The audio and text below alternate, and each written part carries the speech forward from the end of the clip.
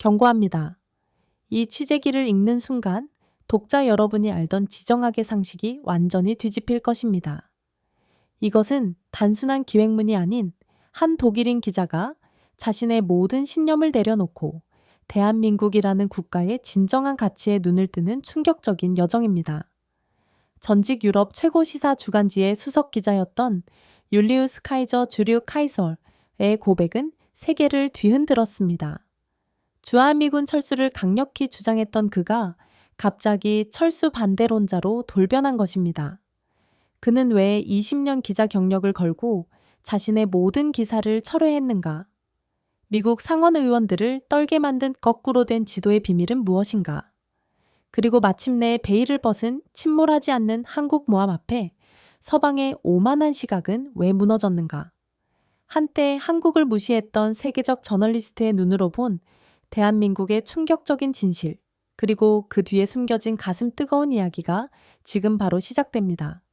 잠시 시간을 내어 좋아요와 구독 버튼을 눌러주시면 영상 제작에 아주 큰 힘이 됩니다. 저는 율리우스 카이저입니다. 독일 시사주간지 디벨트 디에 웰트의 수석 기자로 20년간 세계 각지의 분쟁 지역을 누비며 취재해 왔습니다.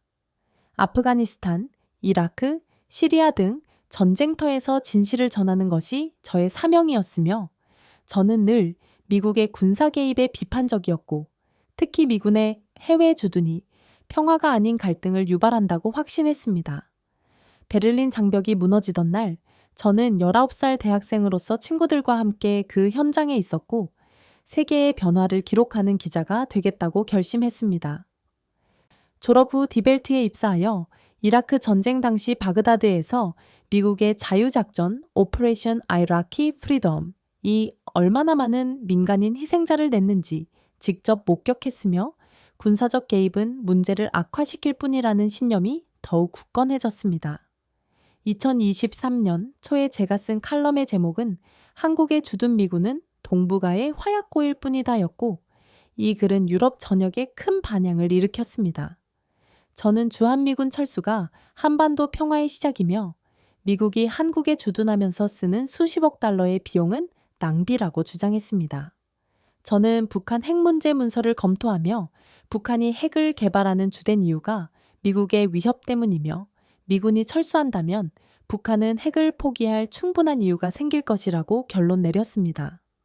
제 칼럼은 주한미군이 냉전시대의 유산이며 세계 12위 경제대국인 한국은 이미 충분한 자국 방어 능력을 갖추고 있으므로 미군의 존재가 오히려 북한과의 긴장을 고조시킨다고 지적했습니다. 미군 주둔은 한국의 주권을 침해하는 것이며 미국의 대중국 봉쇄 전략의 일부분일 뿐이라고 강조하며 한국인들이 미국의 전략적 이해를 위한 말뚝으로 이용되고 있다는 사실을 깨달아야 한다고 역설했습니다. 제 글이 발표된 지 몇 주 후 미국의 로버트 앤더슨 상원의원이 제 칼럼을 미 의회 연설에서 인용하며 주한미군 철수 법안을 발의하는 사건이 벌어졌습니다. 그는 한국을 위해 미국의 혈세를 낭비할 수 없으며 28첨터 예우팀 500명의 미군과 그 가족들이 고향으로 돌아올 때라고 주장했습니다. 앤더슨 의원의 연설은 미국 내 큰 논쟁을 불러일으켰고 해외 주둔 비용을 줄이려는 여론이 앤더슨 쪽으로 기울고 있었습니다. 베를린 사무실에서 이 장면을 지켜보며 저는 묘한 자부심과 함께 알 수 없는 불편함을 느꼈습니다. 동료들은 축하했지만 일부 선배 기자들은 정치적 이용을 경고했습니다. 저는 이를 질투로 여겼습니다. 어느 날 편집장 게랏 웨버저가 전화를 걸어와 이 기회를 놓치면 안 된다. 지금 당장 한국으로 가서 시대의 종건, 주한미군 없는 한국이라는 제목으로 특집 기사를 써야 한다 라고 명령했습니다. 베버는 영업 감각이 뛰어난 인물이었습니다. 저는 충분한 자료가 있다고 생각했지만 베버는 현장에 가봐야 한다. 사람들의 얼굴을 보고 공기를 마셔봐야 진짜 이야기를 쓸 수 있다. 라고 강조했습니다. 저는 현장 취재가 오히려 제 주장을 강화할 것이라 확신하며 한국행을 결정했습니다. 사실 저는 한국에 가본 적이 없었고 아시아에서는 주로 아프가니스탄, 이라크, 시리아 같은 분쟁 지역만 취재했었습니다. 저는 한국의 인구 약 5천만 명, 독일의 에페일, 첨바이 정도 면적, 세계 12BB 경제 규모 등의 기본 정보만 알고 있었고, 특히 반미 정서가 얼마나 강한지에 관심을 두었습니다. 인터넷 검색 결과 주한미군 철수를 요구하는 주한미군 철수 국민행동과 같은 강력한 반미 단체들이 활동 중임을 확인하고 내심 기뻤습니다. 이는 제 주장을 뒷받침할 증거가 될 것이라 여겼습니다. 물론 한미동맹 강화협의회 같은 친미 보수 단체들도 있었지만 저는 이들을 시대착오적인 시각으로 묘사할 계획이었고 젊은 세대일수록 변화를 원할 것이라고 확신했습니다. 출발 전 저는 한국인들은 미군 철수를 원한다는 핵심 메시지로 기사의 큰 틀을 이미 머릿속에 그렸습니다. 12시간의 긴 비행 중 저는 한국전쟁, 한미동맹의 역사 등을 다룬 책을 읽었지만 이미 형성된 관점으로 한국을 바라봤습니다. 우연히 만난 한국인 승객에게 미군 철수가 평화에 도움이 될 것이라는 제 시각을 밝히자 그는 한국 상황은 매우 복잡하다. 현장에서 다양한 사람들의 의견을 들어보시길 권한다. 하라며 미묘하게 반응했습니다. 비행기가 인천 상공에 진입했을 때 창밖으로 펼쳐진 끝없는 고층 아파트 단지들과 현대적인 모습은 제가 상상했던 한국이 아니었습니다. 훨씬 더 발전된 모습에 저는 이렇게 발전한 나라라면 더욱 미군이 필요 없을 텐데 라고 생각했습니다. 인천국제공항에서 저는 박성현 소령, 레아 메이저 파크 성하현을 만났습니다. 그는 주한미군 공보장교였고 놀랍도록 유창한 독일어로 저를 맞이했습니다. 저는 미군이 제 취재를 돕는다는 사실이 감시받는 것처럼 느껴져 불편했고 미군에서 통역관을 보내다니 대단한 환대군요. 라고 비꼬듯 말했습니다. 박소령은 자신은 통역관이 아닌 공보장교이며 이미 제 글을 잘 알고 있다고 했습니다. 그는 제 글을 흥미롭게 읽었지만 동의하지는 않는다고 솔직하게 밝혔고 오히려 그의 직설적인 태도가 호감으로 느껴졌습니다. 그는 검은색 현대 제네시스로 저를 안내하며 한국 차의 품질이 좋다고 덧붙였습니다. 차 안에서 박소령은 왜 미군이 철수해야 한다고 생각하는지 직설적으로 물었고 저는 당신들의 주둔이 긴장을 유발하며 북한이 핵을 개발하는 이유도 미군 때문이라고 단언했습니다. 박소령은 논쟁 대신 기자님의 생각과 다른 현실을 보여드리겠습니다. 라고 차분히 대답했습니다. 인천에서 서울로 가는 8차선 고속도로는 놀라울 정도로 현대적이었고 저는 거의 미래 도시 같은 느낌을 받았습니다. 박소령은 한국의 발전상을 한강의 기적기라 칭했지만 곧 말을 멈추며 미국의 도움을 언급하려다 참는 듯 보였습니다. 저는 경제 발전과 달리 안보는 여전히 심각한 위협에 직면해 있다는 박소령의 주장에 회의적이었습니다. 서울은 뉴욕이나 도쿄와 같은 세계적인 대도시였고 수도권 전체 인구 약 1,500만 명이 북한 국경에서 불과 40km 떨어진 장거리 포사정권 안에 살고 있다는 설명에 놀랐습니다. 저는 서울 시내의 활기와 첨단 디지털 인프라에 감탄했습니다. 박소령은 한국이 삼성, 현대 등을 보유한 세계 12위 경제 대국임을 강조했고 저는 그렇다면 더욱 미군의 보호가 필요 없지 않냐고 반문했습니다. 그는 그건 앞으로 함께 알아보죠 라고 대답했습니다. 차는 서울 중심부의 호화로운 그랜드 하얏트 호텔 앞에 멈췄습니다. 저는 왜 미군이 이런 고급 호텔에 묵게 하는지 제 인상을 좋게 만들려는 의도가 아닌지 의아했습니다.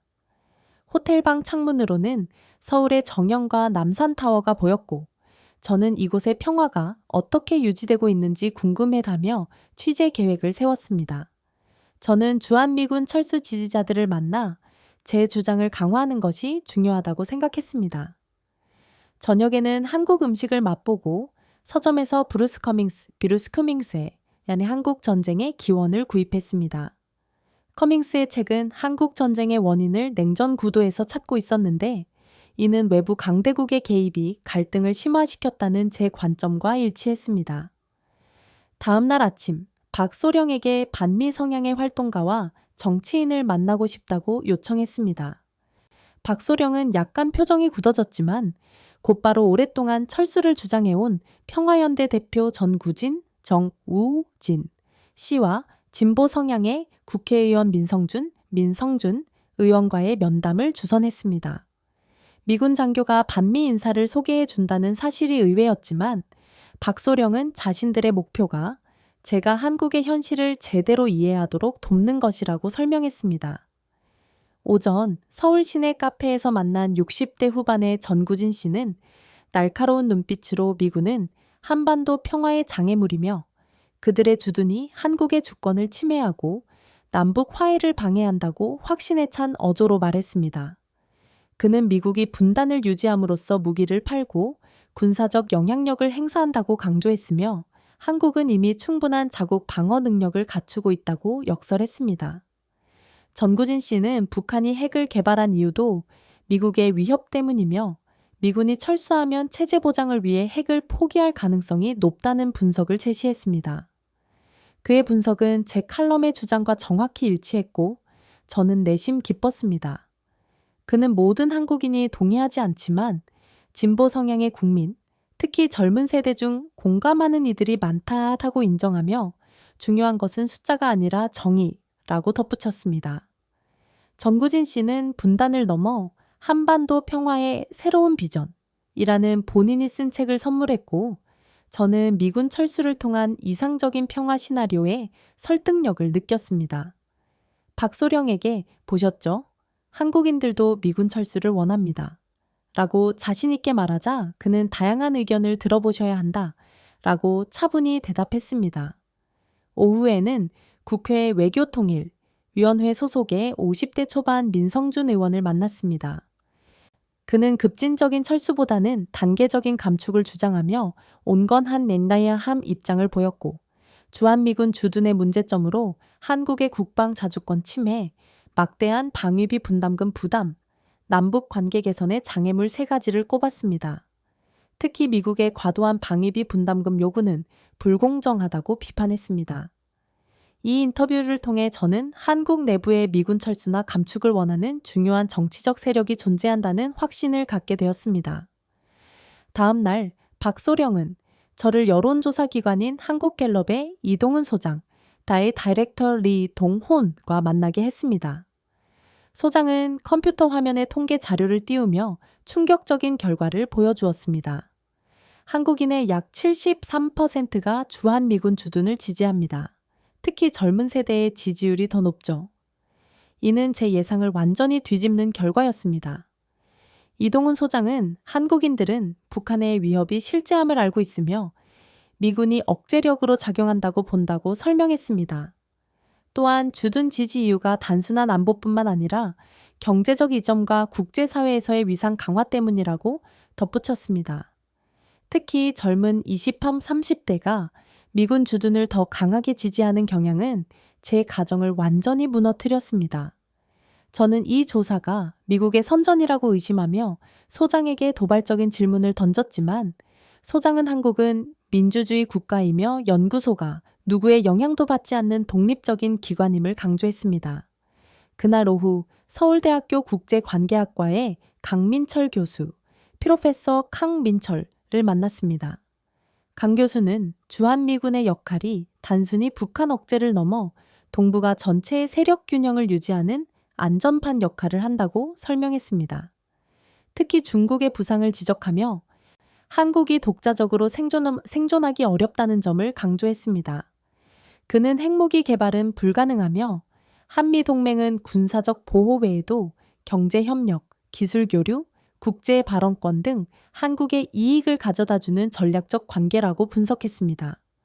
저는 여전히 제 원래 관점이 더 설득력 있다고 느꼈고 미군 지지자들은 수십 년간의 세뇌 교육 때문이라고 메모했습니다. 그 다음 날 박소령은 저를 평택의 캠프 험프리스로 안내했습니다. 이곳은 넓고 현대적이며 슈퍼마켓, 식당, 영화관 등을 갖춘 작은 미국 도시 같았습니다. 박소령은 이곳이 단순한 대북 방어 기지가 아니라 유사시 인도태평양 전역을 커버하며 48시간 내에 병력과 장비를 투입할 수 있는 전략 물류 허브라고 강조했습니다. 저는 최첨단 장비로 가득 찬 작전 통제 센터를 보면서도 이것이 미군의 자기 합리화용 선전이라고 의심했습니다. 미군 장교들과의 간담회에서 저는 당신들은 세계 경찰인가? 누가 권한을 줬느냐? 라고 반문했지만 그들은 우리는 한국 정부의 요청과 한미 상호 방위 조약에 따라 주둔하는 동맹이라고 예의 바르게 답했습니다. 저는 편집장에게 미군이 북한 위협을 과장하고 한국인들을 세뇌시키고 있다며 원래 주장대로 기사를 작성하겠다고 이메일을 보냈습니다. 하지만 여론조사 결과와 기지의 체계적인 운영 방식은 제 마음을 혼란스럽게 만들었습니다. 다음 날 박소령의 사무실 벽에 걸린 거꾸로 된 지도를 보았습니다. 북쪽이 아래에 남쪽이 위에 있는 지도였습니다. 박소령은 우리는 북에서 남으로 내려오는 것을 막는 게 아니라 남에서 북으로 올라갈 수 있는 유일한 발판을 지키는 것이라고 설명했습니다. 그 순간 한반도가 단순히 방패가 아닌 아시아 대륙을 향한 창처럼 보였고 머리를 맞은 듯한 충격을 받았습니다. 주한미군의 진짜 목표는 북한이 아닙니다. 중국입니다. 박소령은 한미 상호 방위 조약에 종료 기한이 없으며 워싱턴과 달리 현장 미군들은 병력 유지를 강력히 원한다고 밝혔습니다. 그는 한반도가 중국과 러시아를 향한 작전 방역 내에 있으며 미군 철수는 이 지역에 대한 미국의 영향력을 크게 상실하게 할 것이라고 설명했습니다. 저는 이를 미국의 제국주의적 야망이라 했지만 박소령은 중국이 이 지역을 완전히 장악했을 때의 위험을 지적하며 세력 균형의 문제라고 반박했습니다. 다음 날 저는 전 특전사령관이었던 70대의 노장군 송영호 장군을 만났습니다. 그는 전통 찻집에서 차를 따르며 대한민국은 침몰시킬 수 없는 항공모함과 같습니다. 라고 말했습니다. 그는 한국이 움직이지 않는 대신 절대 침몰하지 않는 불침 항모로서 중국과 러시아 코앞에 위치한 전략적 가치를 분석했습니다. 한국은 세계에서 가장 발전된 IT 인프라, 반도체 산업, 조선 기술 등을 보유하고 있으며 삼성전자, SK 하이닉스가 생산하는 첨단 반도체는 군사적 자산이기도 하다고 설명했습니다.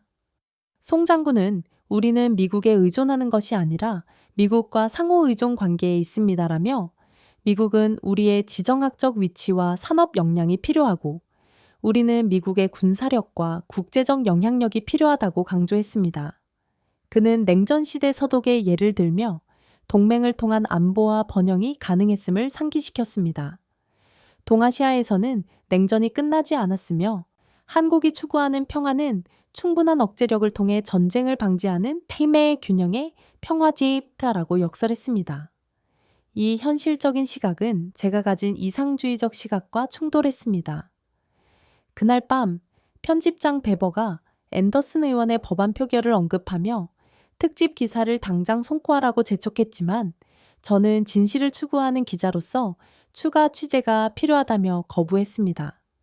저는 다음 날 박소령에게 비무장지대 DMZ 방문과 일반 한국인, 특히 젊은이들과의 대화를 요청했고 박소령은 흔쾌히 판문점 방문과 서울대학교 학생 간담회를 주선했습니다. 판문점에서 공동 경비구역을 직접 마주한 저는 불과 몇 미터 떨어진 북한 군인들의 긴장감을 통해 한국이 여전히 분단 국가라는 현실을 생생하게 느꼈습니다. 임진각에서 북쪽을 바라보며 눈물을 흘리는 실향민 노인들의 모습은 분단이 정치적 문제가 아닌 실제 사람들의 삶과 아픔에 직결된 인간적 비극임을 깨닫게 했습니다. 서울대학교에서는 국제관계학 학생 10여 명과 간담회를 가졌는데 그들은 모두 유창한 영어를 구사하며 현실적인 시각을 제시했습니다. 한 학생은 미군이 없다면 한국은 중국과 북한 사이에서 훨씬 취약해질 것이며 미국의 해양 억제력은 결정적이라고 주장했습니다. 다른 학생들은 미군 주둔이 한국의 전략적 가치를 높여 국제사회에서의 영향력을 보장하는 요소라고 분석했고 한국은 더 이상 새우가 아니라 돌고래 정도는 된다는 유머 감각과 자신감에 저는 감명받았습니다. 외신기자 클럽에서 만난 영국 BBC 기자 알렉스 월렉스와 일본 아사히 신문 기자 아키라 모후아는 한국은 유럽의 틀로 이해하기 어려운 복잡한 나라라고 경고했고, 아키라는 제가 한국 역사를 공부하지 않았다면 판단을 유보하라고 충고했습니다. 다음 날 한국 국방연구원을 방문했습니다. 연구원은 미군 철수 시 북한이 48시간 내에 서울을 점령할 수 있는 능력, 서울을 인질로 삼은 1만 문 이상의 장거리 포호 예언을 갖추고 있다고 충격적인 자료를 보여주었습니다. 북한의 목표는 공산화 통일이며 미군 철수 시 한국은 10년 내에 급속히 중국의 영향권 아래 들어갈 가능성이 높다는 시뮬레이션 결과도 제시했습니다. 이로 인해 전체 인도 태평양 지역의 세력 균형이 무너질 것이며 한국이 미국의 최전방 배치 전략의 핵심 거점이라고 설명했습니다. 저는 한국이 단순한 경제적 번영을 넘어 첨단 기술 안보의 핵심 국가라는 사실에도 주목했습니다. 판교 테크노밸리에서 만난 기업가들은 한국이 메모리 반도체 시장의 70% 이상을 차지하고 있으며 이 기술력이 서방 국가들의 군사 시스템에 필수적이므로 한국은 침몰하지 않는 항공모함의 실체임을 깨달았습니다. 또한 대전의 국방과학연구소와 조선소를 방문하며 한국이 K9의 자주포, TOC 훈령이 등 첨단 무기 시스템을 자체 개발하고 수출하는 세계 10위권의 방산 수출국이며 특히 고부가 가치 선박 분야에서 세계 1위 조선 기술을 보유하고 있다는 사실을 확인했습니다. 이 모든 산업 기반이 자주 국방과 불침 항목 기능을 가능하게 하는 역량임을 이해했습니다. 다음 날 아침, 저는 진실을 말하기 위해 서울 외신기자클럽에서 긴급 기자회견을 자청했습니다. CNN, BBC, 로이터 등 주요 언론사 기자들이 모인 앞에서 저는 오늘 제가 과거에 썼던 모든 기사를 철회하기 위해 이 자리에 섰습니다라고 선언했습니다. 기자회견장은 순식간에 술렁였고 저는 거꾸로 된 지도와 침몰하지 않는 항공모함의 논리를 설명하며 주한미군 철수는 한반도 평화가 아닌 미국의 태평양 전략 전체를 포기하는 행위며 결국 전 세계 세력 균형의 붕괴로 이어질 것이라고 주장했습니다. 한국인들은 누구보다 평화를 원하지만 미군의 존재가 평화를 유지하는 핵심 요소임을 알고 있는 현실적인 시각을 가졌다고 강조했습니다. 저는 이제 우리는 미국이 왜 한국에 있는가를 물을 게 아니라 미국이 한국 없이 존재할 수 있는가를 물어야 할 때입니다라는 질문을 던졌습니다. 이 질문은 큰 충격파를 던졌고 로버트 앤더슨 의원은 저를 배신자라고 비난했지만 저는 진실을 말한 것뿐이었습니다. 저는 디벨트에 사표를 제출하고 진실을 추구하는 1인 미디어를 창간했으며 저널리스트의 임무는 자신의 신념을 관철시키는 것이 아니라 현실을 있는 그대로 전달하는 것임을 깨달았습니다.